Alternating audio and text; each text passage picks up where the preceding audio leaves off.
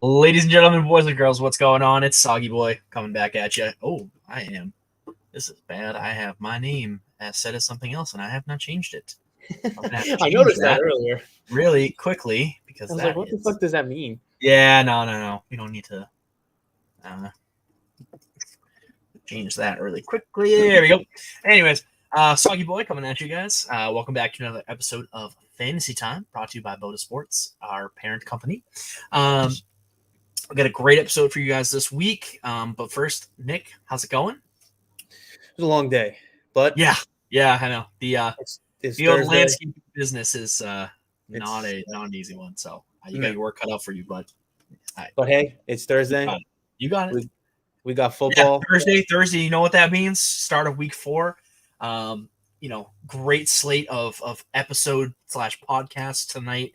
Obviously, the first one here with fantasy and sports betting, and then we'll get into our actual deep cut sports content, football content later with garbage time. But I wanted to start off kind of like we always do with our predictions for week 4 for boom or for bust. So let's do it. Boom or a bust.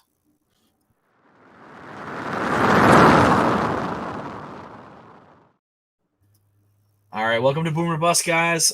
We are going to go ahead and give you some predictions on fantasy players we think are going to have really good week 4s and really bad week 4s. So let's start off. We'll do boom here. I will start at running back, and then we'll kick it on over to you, Nick.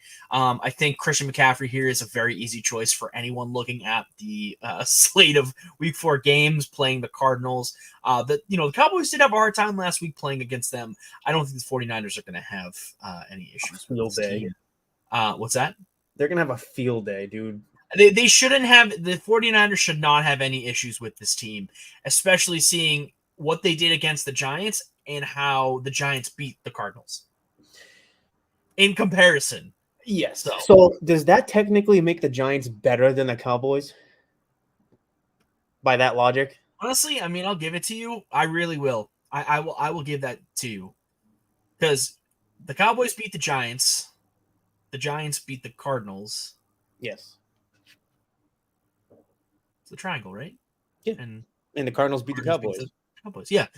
Anyways, I was trying to follow that way too hard, but yeah. So I mean, I guess by proxy, you could technically say the Giants are better than the Cowboys. Obviously, every Cowboys fan will like burn your house down or whatever for that. But Christian McCaffrey, easy pick there. I really don't need to go into much explanation over that. But my deeper cut, obviously, I wanted to go with something a little deeper there. Kenneth Walker.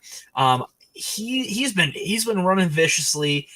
He's got some good production going on, and he's had a chance to rest. That is the biggest thing I've seen with him. Obviously, injury history already is starting to pile up for him in year 2. With Zach Charbonnet coming in and filling in more of that, power back role, Kenneth Walker has been able to create some space for himself. And I believe they're playing the Giants this week, if I'm not mistaken. Monday Night Football, right? We'll talk about this later too as a 1-point favorite over the Giants somehow. But I think Kenneth Walker's going to have a really, really strong week 4. He's going to look to build on the season he's already been producing. So give me Kenneth Walker to have my running back boom this week. Cool. All right, my turn, I guess. So I'm going to go with the tight end category. My boom player for this week is Sam Laporta. We talked about it a little bit before the podcast started. I recently traded for him. That Lions offense is strong. It's young. Jared Goff looks like a competent quarterback, and so Laporta is just eating all the targets that Goff is sending him. So I think last week he finished with 6 catches, 80 yards, and a touchdown, I believe. So he's a tight end 2 right now, and start him up. Thursday Night Football. Let's do it. Yeah, and Sam Laporta was one of the first players we mentioned on our Waiver Weasels segment. Saw what he was able to do against the Chiefs week 1, and kind of looking at his fantasy aspirations, I guess we'll say. Seeing him be that safety blanket for Jared Goff in that game against the Chiefs, I had that gut feeling that he was going to be seeing a lot more production, and it's panned out throughout the last 2 weeks as well. So, Sam Laporta is a great call there. Great. All right. So you have your pick. You can go running back, quarterback, wide receiver. All right, let's go wide receiver. I feel like this one's a no-brainer. So with the Chargers, obviously, sad news about Mike Williams tearing his ACL.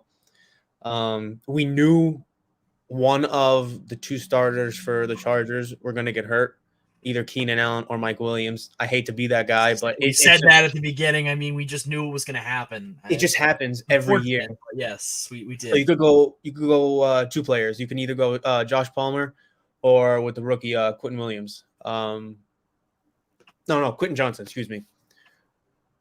I mean, Justin Herbert's having probably the best season of his career. He's the quarterback one in terms of fantasy.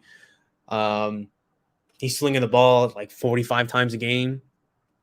Obviously, Keenan Allen's eating. Who are they playing? Do you know? I haven't checked, but who are the Chargers playing this week? The Chargers are playing the Raiders. It's the Raiders defense. I feel like Keenan Allen's going to eat. Josh Palmer and or Quentin Johnson's going to eat. So start one of those two guys. You made it easy for me because my boom is also Quentin Johnson. I think that with a lot more playing time, not that I think that it's going to go up significantly from what he's already seeing. I think he's already solidified himself as a bona fide wide receiver 3. Mike Williams is out. They need that guy. He is that alpha. He's that X. Like, he wants the ball. You got Keenan. You got him. They're going to feast, especially on a really subpar Raiders defense. So, like you said, Justin Herbert's throwing the ball 45, 50 times a game. They know they need to score like 50 points to win. So, I mean, Keenan Allen for sure, boom. But I think this is the week we see a Quentin Johnson breakout.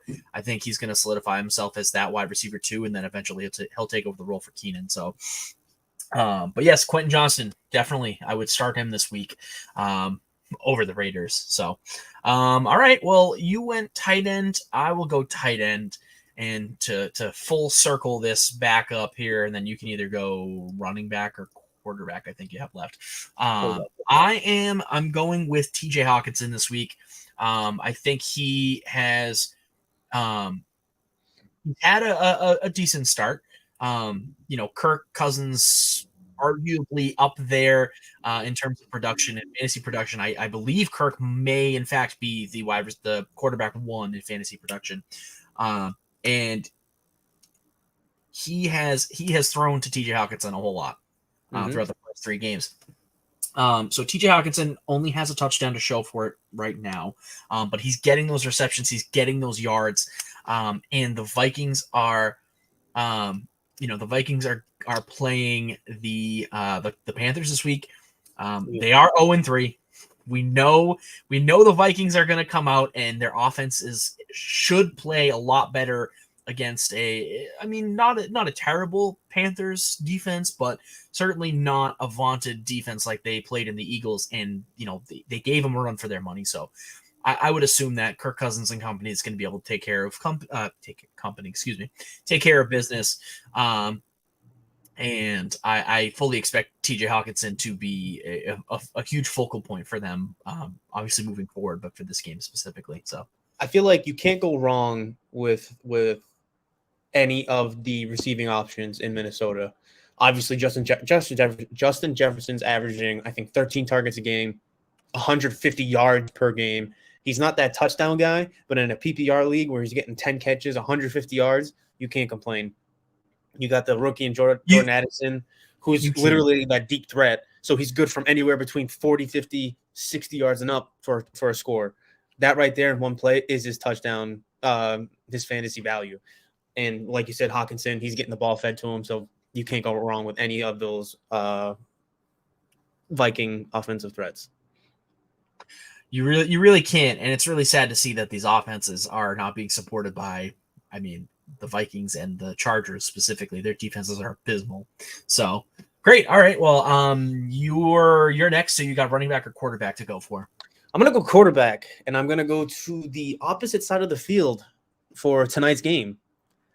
Jordan Love has impressed me with a capital I. He looks so good. Yes, he's making mistakes, but I don't know if you would say technically this is his rookie year. I mean, rookie starting year, I guess. He looks good.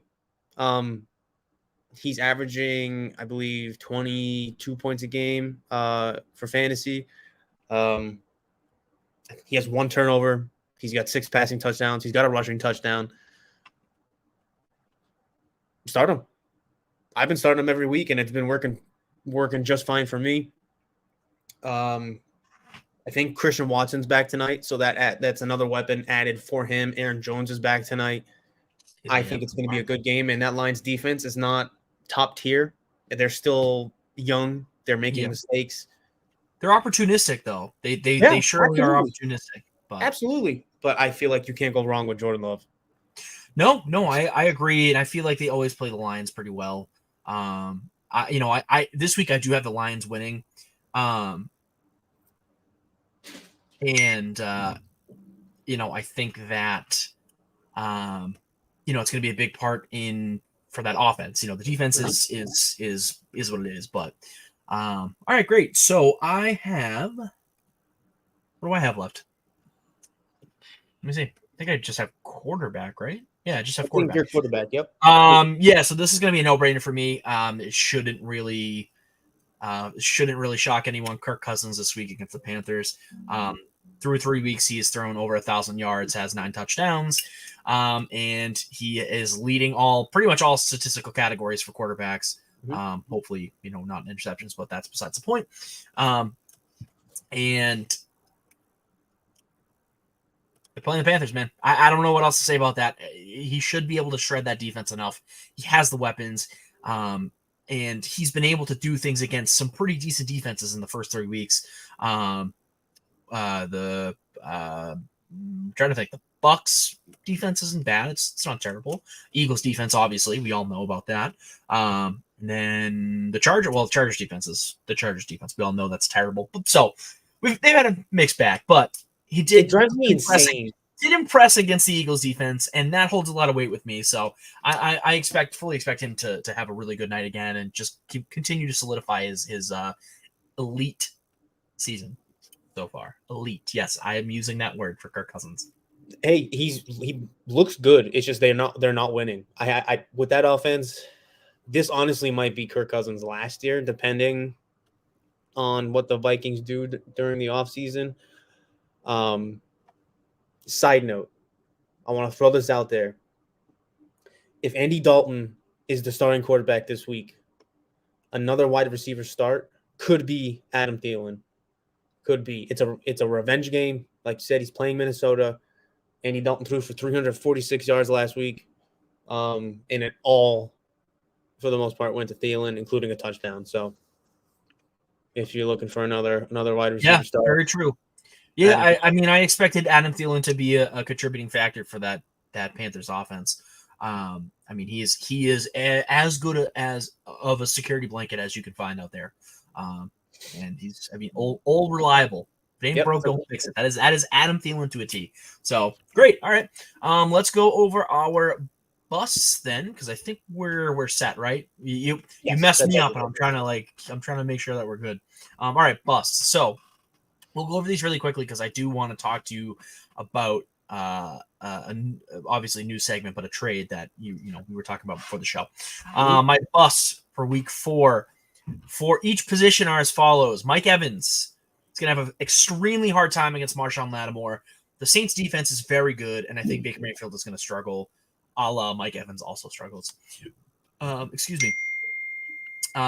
Joe Mixon. So the Titans' run defense is the best in the league by far. They have held every opponent to under, I think it's like 60 yards rushing. Crazy. Their run defense came out of nowhere because I didn't expect anything good out of Tennessee whatsoever. No. But that's the thing. If there's one thing that Mike Vrabel knows is defense, and their defense isn't great, but their run defense is elite.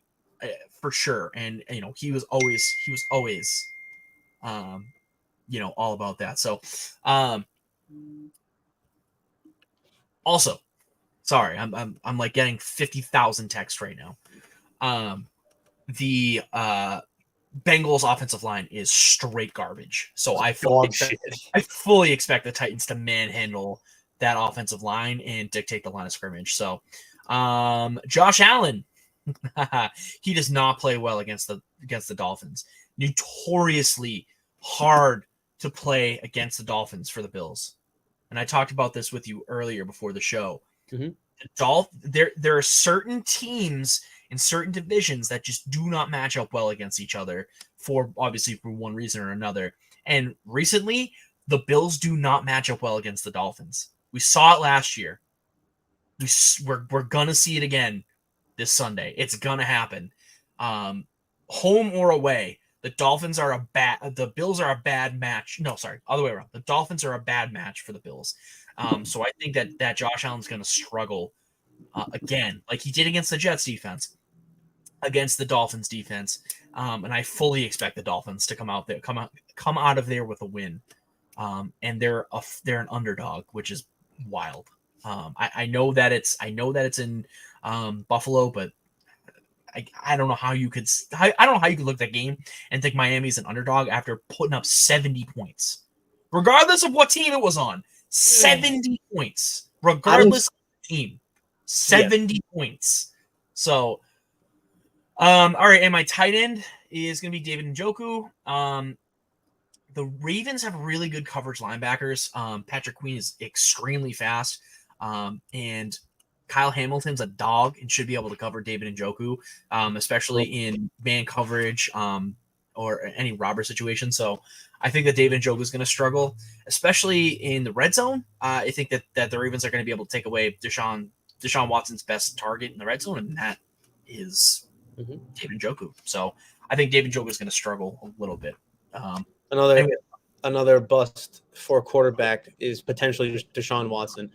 In terms of regular football, he's mid. He hasn't been doing what expectations everybody has for him, but he has a shoulder injury that is being monitored. If he plays and he still has that injury, it could be a disaster. So stay away from Deshaun Watson this week. Yeah, I agree. I mean, I think that he's had a decent start to the season. It's been a little shaky here and there, and obviously having no Nick Chubb now is going to go into a lot of hesitation on starting him. And it's the Ravens. I mean, the Browns, Ravens, right? Again, all these divisional rivalries, they're always tough. Always play each other harder. It's harder to predict. And the Browns and the Ravens usually play really, really tough physical games. And I don't know if Deshaun Watson's going to be able to handle that. I mean, he played for the Texans, for Christ's sakes. So, all right, great. So do you have any other busts you want to go over before we talk about this trade that you just processed through in one of your fantasy leagues? No, I think that's good. We can move on. All right, great. Well, thank you for tuning to Boomer Bust. We'll skip a couple of our other fantasy segments because I do want to talk about this trade and part of this. So I'll explain this for obviously the people at home, and then Nick, you can talk about it. So something that we're going to run is kind of dealing with trades and grading trades pretty much, and just giving you our bullshit opinion, because why not? And obviously everyone values every player differently. Everyone has their own evaluation system and what they think and value, a trade and whatnot. We're gonna give you our honest opinion, and if you don't like it, too bad. So Nick, explain the trade, which sides are who, which teams got which players, and we'll talk about it. Okay. So on my end, I was giving away Calvin Ridley, Devon A-Chain coming off the big week, the monster week, and Jalen Warren from Pittsburgh backing up Najee Harris. And in return, I received Sam Laporta, Tyler Algier, who is my cuff to Bijan, and Nico Collins, wide receiver from the Texans. Coming off the big week, I probably sold A-Chain a little low. But as we were talking about before the show, I don't think that game has given him a starting role. That running back room is clogged. Mostert's a starter. Jeff Wilson's coming back from injury. Salvon Ahmed is supposed to – I think he's activated for this week.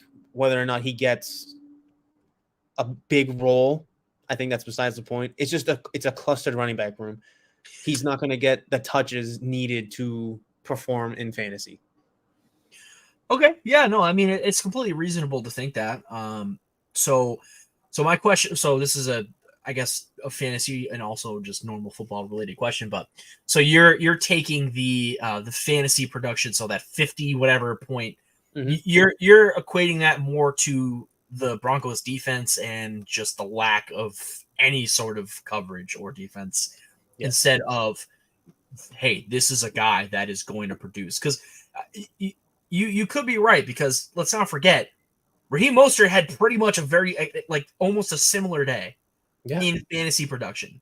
So, that does, at least to me, that screams, hey, the system is working, not, oh, this one specific player went nuts. I mean, they scored 70 points, like I said, like 50,000 times already.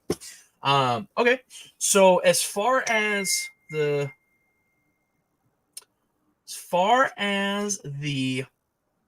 trade goes, my main concern is that Calvin Ridley.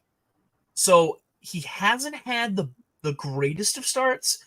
He had a good game against the Colts, and then he's kind of sputtered out the last two games. But it hasn't just been him. It's been that entire offensive unit for the Jaguars. They only scored 9 points against the Chiefs, and then last week they laid what? They were. Didn't I tell you that Houston was going to upset the Jaguars last week? I called that. They were not good against the Texans. They almost lost to the Colts if it really wasn't for Calvin Ridley's performance. Mm-hmm. So I think that the offensive unit as a whole needs to figure it out. Personally, I don't know if I would have traded Calvin Ridley away in a package with Devon A-Chain for these three players. I do really like Sam Laporta. I think that if you're a tight end needy team in fantasy, Sam Laporta is a very good person to go out and go for. Mm-hmm. A lot of people might try and get a king's ransom for you, from you. But I do agree. I mean, if you have Bijan, if you want you want to go for the handcuff, obviously it's going to cost you. And I do like Nico Collins. I think that he is a secondary target for CJ Stroud, who's performed really well through the first 3 weeks of the season. So time will tell. We'll see.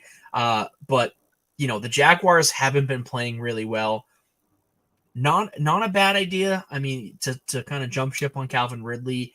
You're getting Nico Collins. If your wide receivers are solid and you want to get rid of them, you're shoring up some other positions. So, I personally, I would have not accepted the trade if I was Did you offer the trade, or did someone offer you the trade?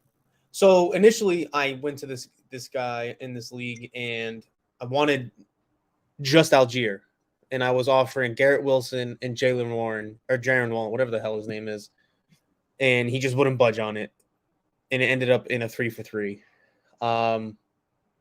I have receiver depth, so I'm going to read you my team real quick.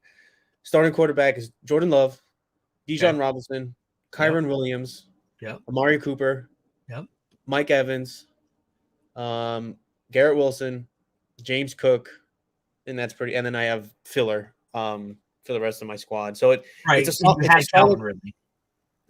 squad. Like I said, I probably overpaid, but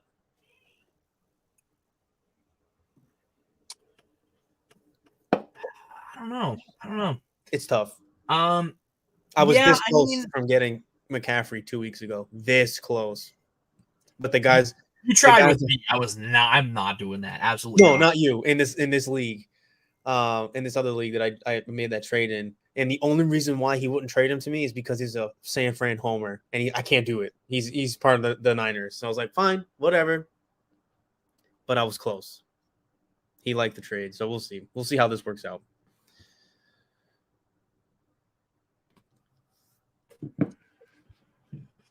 Okay. Great. Yeah. I mean, we'll see how it works out. Obviously, keep me updated. We'll, I do have some of these players in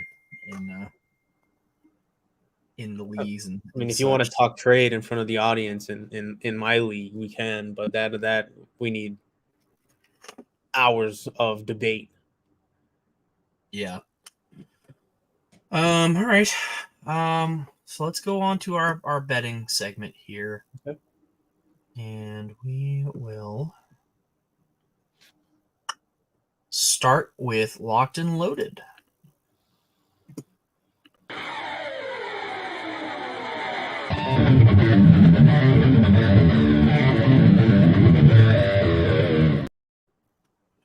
All right, welcome to Locked and Loaded. I am going to be going over some of my week 4 betting locks with you guys. All right, so let's start off. Let's start off here. Where did I go? Where am I here? All right, Falcons +3 or 3-point underdogs against the Jaguars in London. I know we talked about this a little bit. The Jaguars' offense hasn't looked great. Defense has played fine. Enough. I mean, they played well enough against the Chiefs. Obviously, the Texans last week decimated them, but I think that was just a product of them having to be on the field so much. Mm-hmm. But I just don't. They don't seem like they're all that put together. And I think that the Falcons have looked like a decent unit. I mean, they are. What do you think? Are they 2-1 now? They're 2-1. They're a 2-1 team.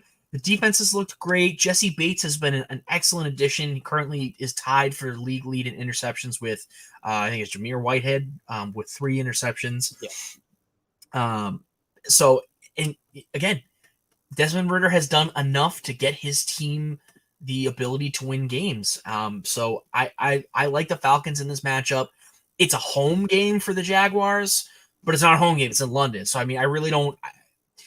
My only hesitation is for some reason the Jaguars play halfway decent in London. Always, and they're always in London every year. I don't know. It's weird. It's weird, but I think that I think that the Falcons are going to be able to take care of business. And this will go a long way in solidifying that.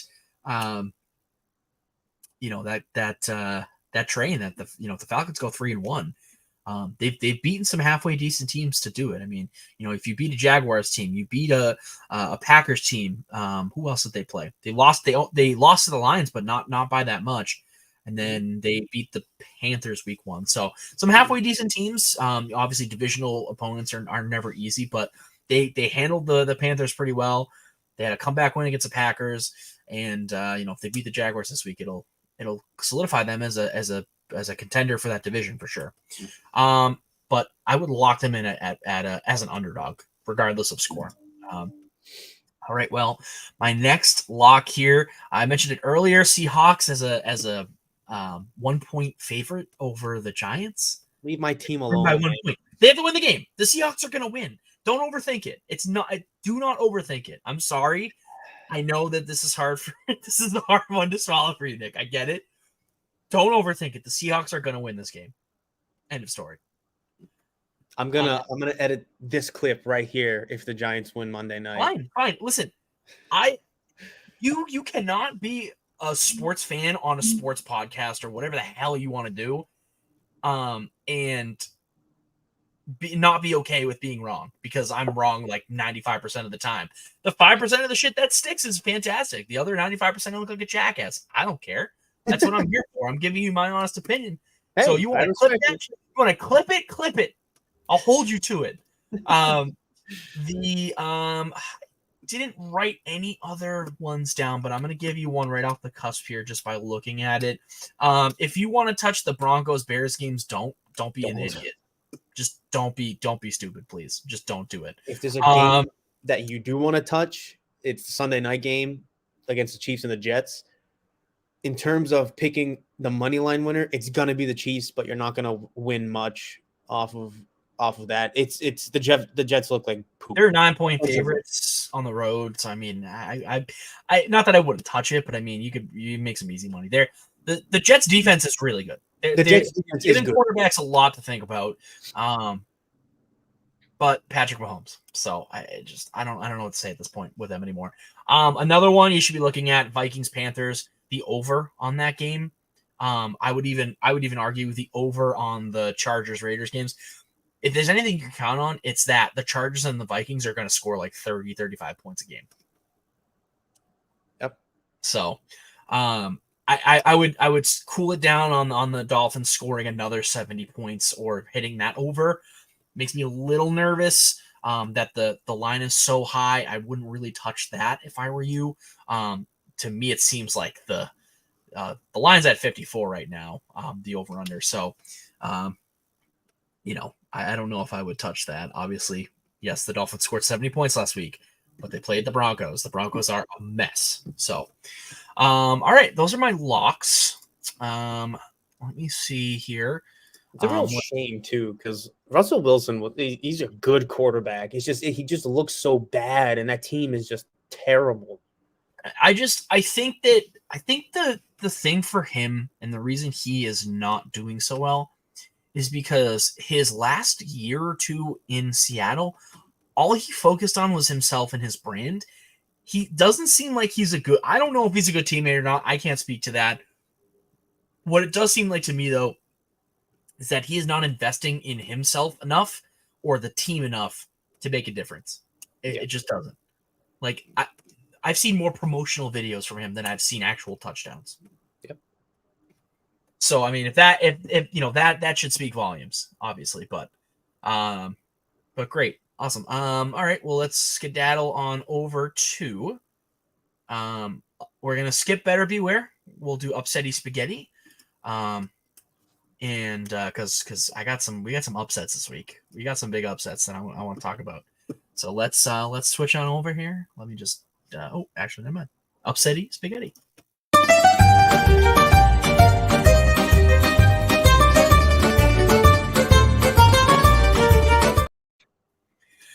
All right, welcome to Upsetty Spaghetti.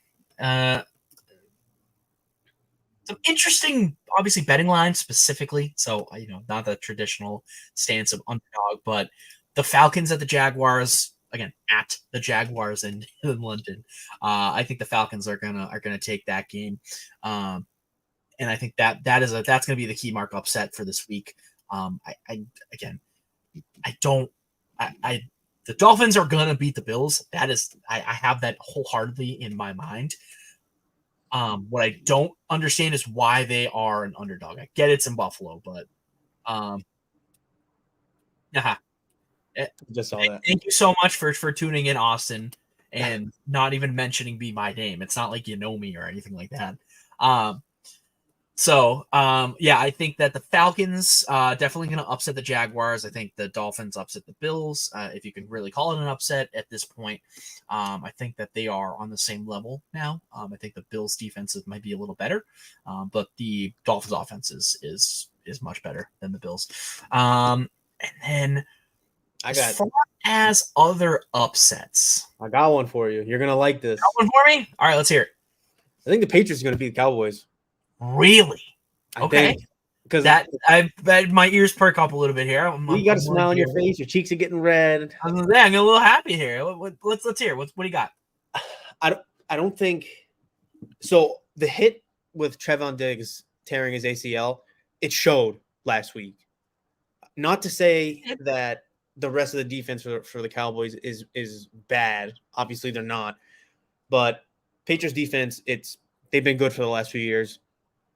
And I think Mac Jones is going to perform well enough to beat them.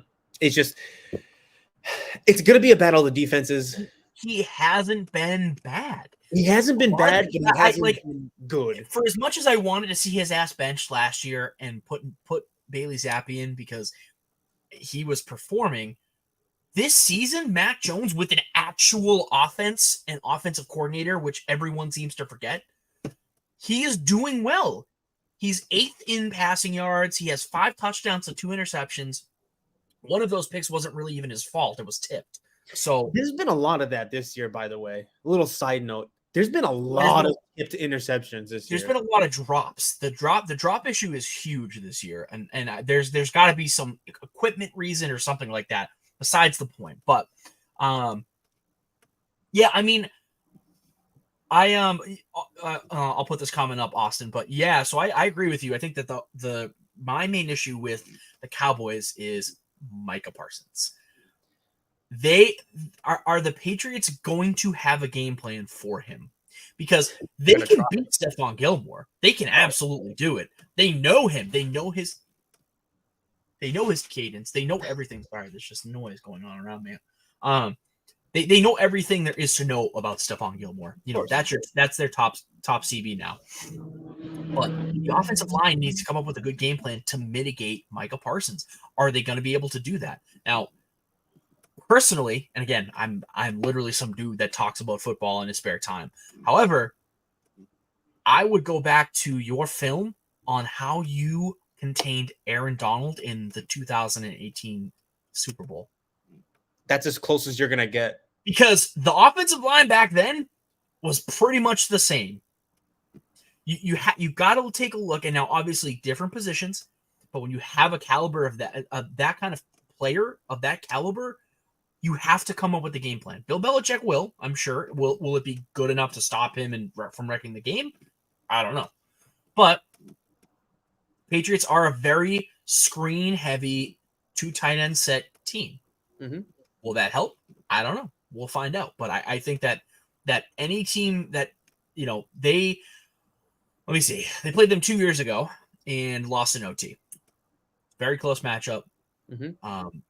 They've had a lot of time to think about it in the last 2 years. So I'm excited. It's going to be a good game. I hope and pray that the Patriots don't just like expect Dak to be Dak. He is not good. I don't care what his stats say. He is not a good quarterback. And the dark horse for the Patriots defense is Christian Gonzalez. We're going to talk about this. We're going to talk about this later. I'm going to keep it in my pants, but we're going to talk about this later. Christian Gonzalez has been like stunning. He's the star of that he's the star of that defense. Yeah. And he's only going to be better. He's got another top tier wide receiver in CeeDee Lamb that he has to cover this week in man. I'm assuming man-to-man situations, but great. All right. Any other upsets? I do have. I think I have one more that I wanted to talk about. I'm looking for it. I just forget who they were playing. That's all. That's a tough hit when you need. Oh, that's right. 6 more yards, and he couldn't get it for you. Josh Allen hasn't looked like his normal self, so. Oh, that's terrible. Really? That's a tough hit. That's so bad. I hit up. I had a this is a side for sports betting, but college football. Megan, James's fiance, mm-hmm. obviously Austin, you know, and you met her.